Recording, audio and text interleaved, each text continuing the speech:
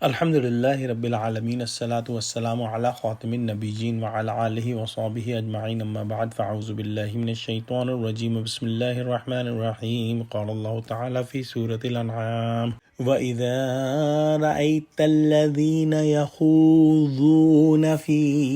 آيَاتِنَا فَأَعْرِضْ عَنْهُمْ حَتَّى يَخُوضُوا فِي حَدِيثٍ غَيْرِهِ وَإِمَّا يُنْسِيَنَّكَ الشَّيْطَانُ فَلَا تَقْعُدْ بَعْدَ الذِّكْرَى مَعَ الْقَوْمِ الظَّالِمِينَ۔ ترجمہ: اور جب تم ایسے لوگوں کو دیکھو جو ہماری آیتوں کے بارے میں بیہودہ بکواس کر رہے ہوں تو ان سے الگ ہو جاؤ یہاں تک کہ اور باتوں میں مصروف ہو جائیں، اور اگر یہ بات شیطان تمہیں بھلا دے تو یاد آنے پر ظالم لوگوں کے ساتھ نہ بیٹھو۔ یعنی جو اللہ سبحانہ وتعالیٰ کی آیتوں پر طعن اور استہزاء اور ناحق کی نکتہ چینی میں مشغول ہو کر اپنے آپ کو مستحق عذاب بنا رہے ہیں، مسلمانوں کو ان سے خلط ملط ہونے کی اجازت نہیں کہ کہیں وہ بھی ان کے زمرے میں داخل ہو کر مورد عذاب نہ بن جائیں۔ یہ مضمون ہم سورہ نساء میں بھی پڑھ چکے ہیں۔ اللہ سبحانہ وتعالیٰ کا حکم ہے کہ ایسی مجلسوں میں نہ بیٹھا جائے اور وہاں سے الگ ہو جایا جائے۔ ایک مومن کی غیرت کا تقاضا یہ ہونا چاہیے کہ ایسی مجلس سے بیزار ہو کر کنارہ کر لے، اور کبھی بھول کر شریک ہو گیا تو یاد آنے کے بعد فوراً وہاں سے اٹھ جائے اور اسی میں اپنی عاقبت کی درستی،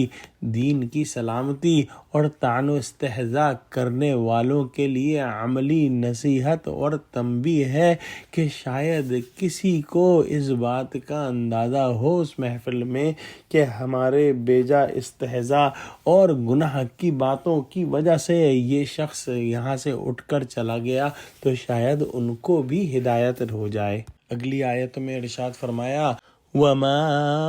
عَلَى الَّذِينَ يَتَّقُونَ مِنْ حِسَابِهِمْ مِنْ شَيْءٍ وَلَكِنْ ذِكْرَى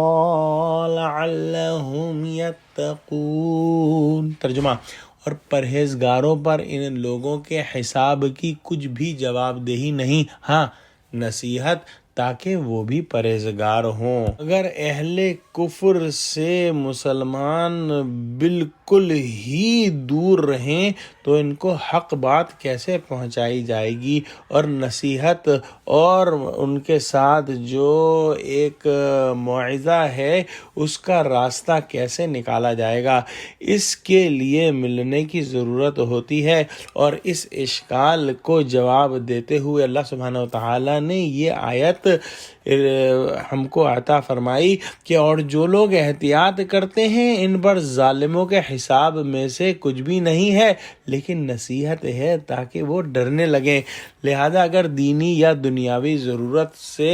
ایسے لوگوں کے پاس جانا ہو جائے جو لوگ ایمان میں مضبوط ہیں اور منکر کو منکر جانتے ہوئے اپنی ذات کو محفوظ رکھ سکتے ہوں، تو ان پر ان لوگوں کے حساب یعنی باز پرس اور طعن کرنے کے گناہ کا کوئی اثر نہ ہوگا۔ جو تمسخر اور استہزاء میں مشغول ہوں یہ لوگ ان کے پاس جائیں، ان کو نصیحت کریں، ممکن ہے نصیحت ان لوگوں کے حق میں کارگر ہو جائے اور وہ طعن و تشنیع اور عیب جوئی سے پرہیز کریں، جس کی ایک صورت یہ بھی ہے کہ وہ اسلام قبول کر لیں۔ لہذا مسلمانوں کو یہ بتا دیا گیا کہ جب تم اپنے اعمال میں لگے ہوئے ہو، ان کی مجلس میں شریک نہیں ہو، تو تم پر ان کے اعمال کی ذمہ داری نہیں، اور جب اختلاط ہو جائے تو ان کی نصیحت اور خیر خواہی سے بھی غافل نہ ہونا، ممکن ہے کہ نصیحت اثر کر جائے۔ دعا کرتے ہیں کہ اللہ سبحانہ وتعالی